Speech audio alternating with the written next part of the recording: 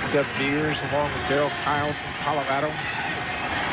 2 down in the ninth. 1-2 the count, and the splitter ends it. And the Cardinals complete their thorough dismantling of the former National League champion Atlanta Braves.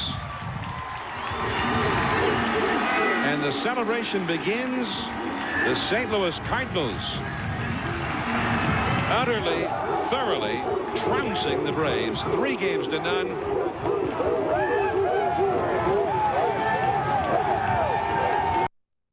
Hundreds of them behind the dugout, still up and cheering. The St. Louis Cardinals, who have won it here in Atlanta by a 7-1 count over the proud Braves, outscoring them 24-10 in this series.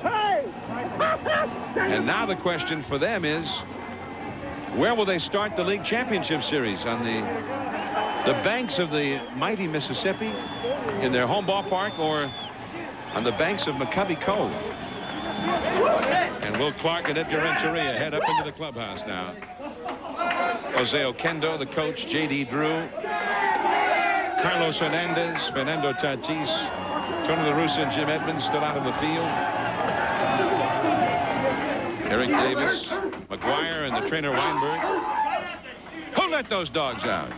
Well, John, you can see by the reaction of the players that they knew they were up against a very, very tough club in the Atlanta Braves, and even though it's a lopsided sweep, there is relief because they were able to get to Kevin Millwood, and it was Fernando Vina's leadoff home run, and then a big 2-run single by Vina against Mike Remlinger that sparked the offense today. A balanced attack, but Tony La Russa, the manager, been through this several times, and he made a gamble. He started Rick Ankiel in game 1 against Greg Maddux, and it did have the intended effect because it let Darryl Kyle start game 2 with the Cardinals up 1-0, and Kyle delivered a great start. Well, it sort of brought out the old phrase, be bold and mighty forces will come to your aid.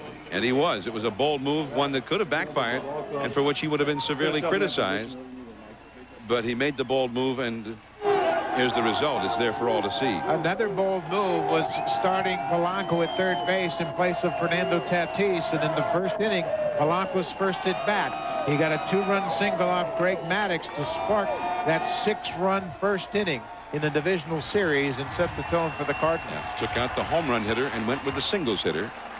And it was Polanco's first inning single in game 1 that started what we're seeing now, the popping of the champagne corks.